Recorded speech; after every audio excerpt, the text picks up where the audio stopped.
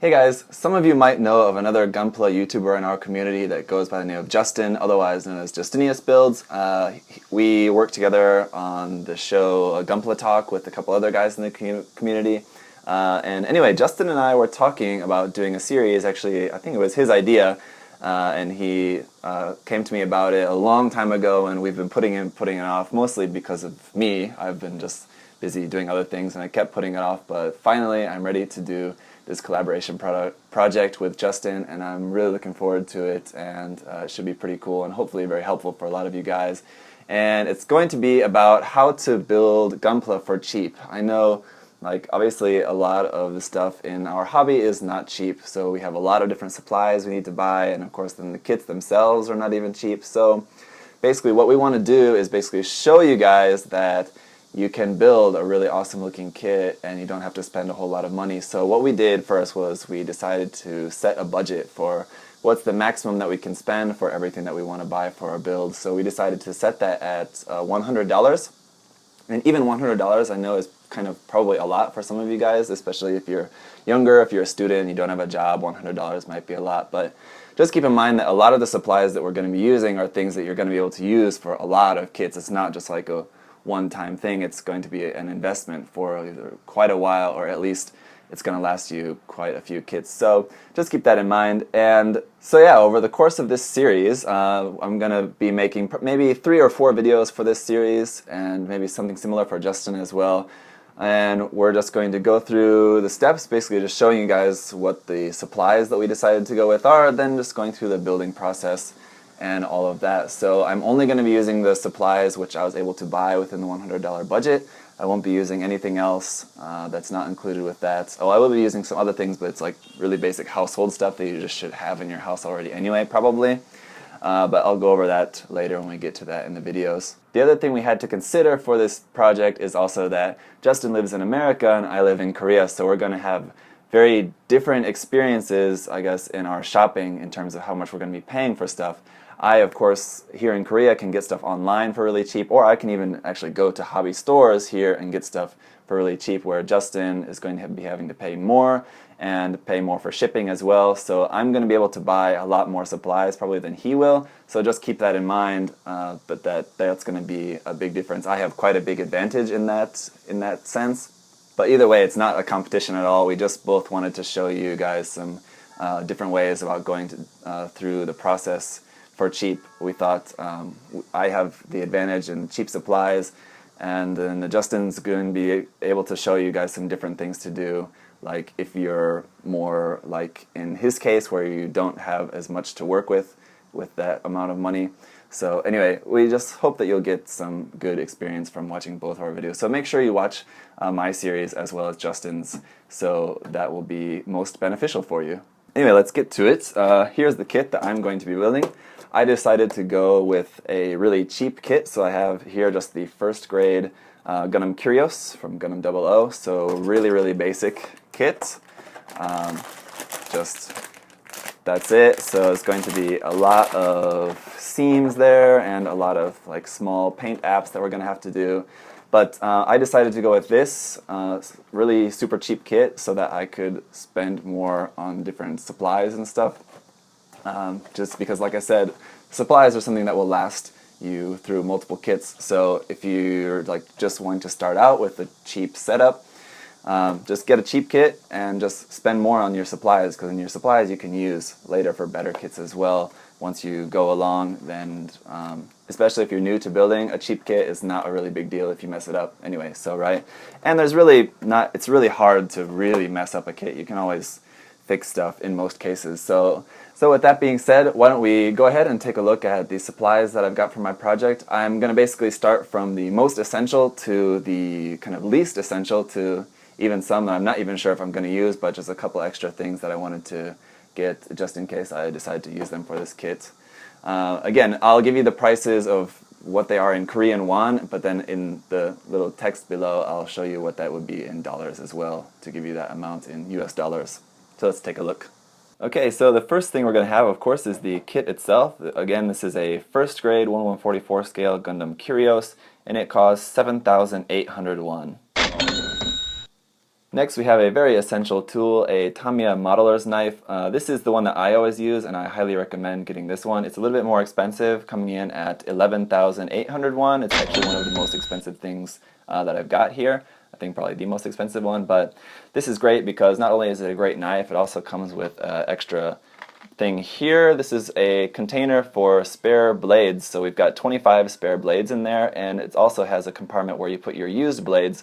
So when you're done, you just slide this open, put your used blade in the used section, and just pull out a new blade, and then you're good to go. 25 blades should last you quite a while. You should usually use like one new blade for each kit. Is usually a pretty good rule. For a more complex kit like a bigger master grade or a perfect grade or something, you're going to want to use more than one, but this should last you at least 15 kits, so probably more. Anyway, and then the knife itself, I mean, you'd be able to keep forever, and then you just need to buy more blades.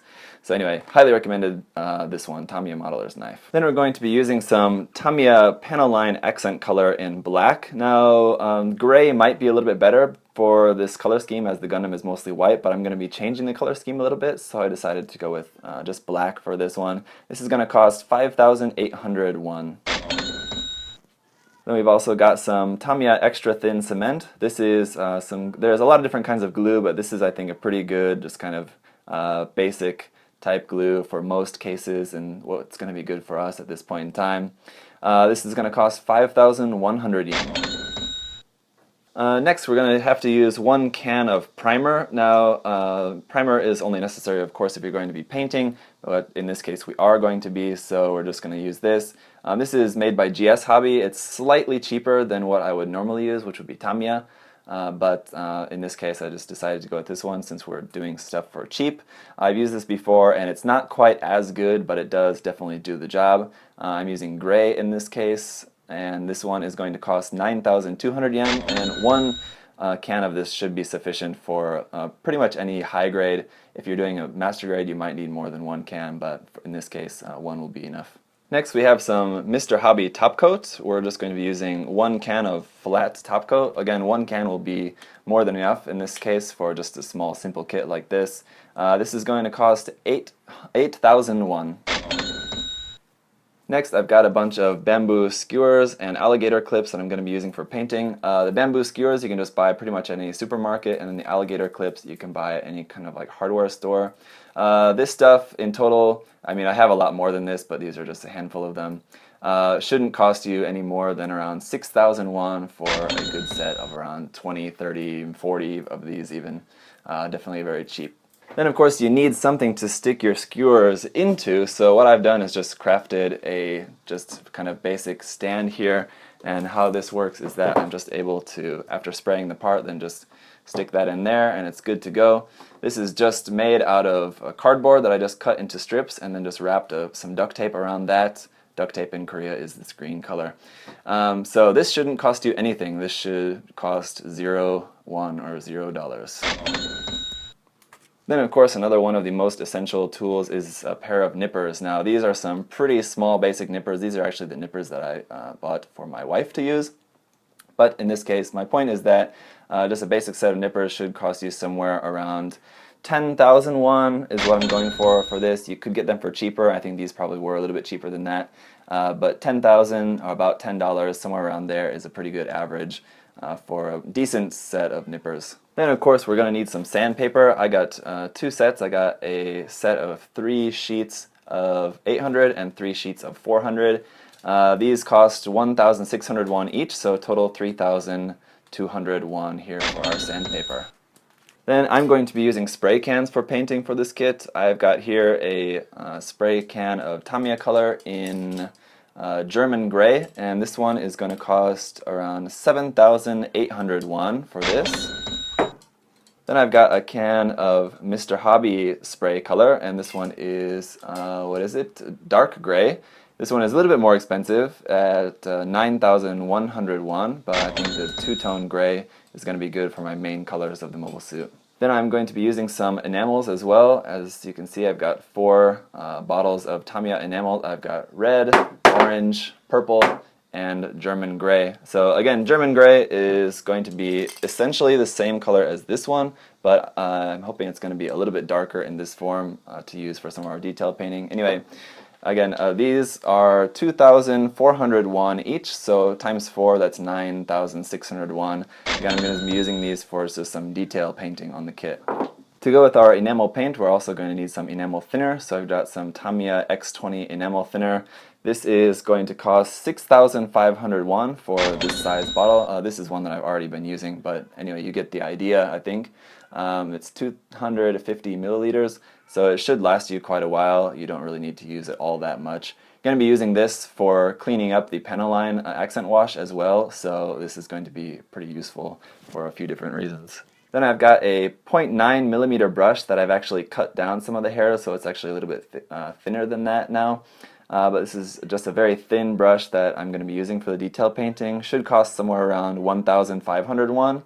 Pretty cheap just to get a cheap one. You can get much more expensive ones from Tamiya and other brands as well, but in this case a cheap one is going to work just fine. And finally, I've got some Tamiya putty. Now this is something I'm not actually sure we're even going to need in this case, but just in case, I decided to throw this in there as well, as it was coming in just under the $100 limit. So this we're going to use for some seams if we have to, but I'm hoping we're going to be able to avoid using this just to make our dollar limit even less if we don't actually have to use this. But either way, again, this is something that you can use for multiple kits, so it's just a good investment to have some of this on hand at all times anyway. So that is it for all of my supplies. As you guys can see, I have a really great advantage being here in Korea that I can get a lot of stuff in my $100 limit. But again, a lot of this stuff is things that I'm going to be able to use for a lot of future projects as well. So that will be good. That's it for all that I want to cover in the first part of this video. I just wanted to do an intro to the series and then just go over all my supplies. Second video, I want to cover just some of the building process, and then the third part, I want to talk about the painting process. And then the fourth part will be just the final video. I'll show the final kit, and we'll just do a little bit more kind of talking at that time, I guess. That's pretty much it. Thank you guys for checking out this video. I hope you're excited about this series again. Definitely make sure you watch Justin's series as well on this. I'm planning to give away the finished product of this series, the kit when it's all done. I'm planning to give it away to one of you guys. I haven't exactly decided how I want to do that yet, but I'll be sure to let you know as we're going through it. If you guys have any other questions or comments about this, things that you want answered in this series specifically, let me know in the comments below, and then I'll answer that as we're going through the series, or I'll just answer you directly in the comments. So again, thanks for watching, and we'll see you in part 2.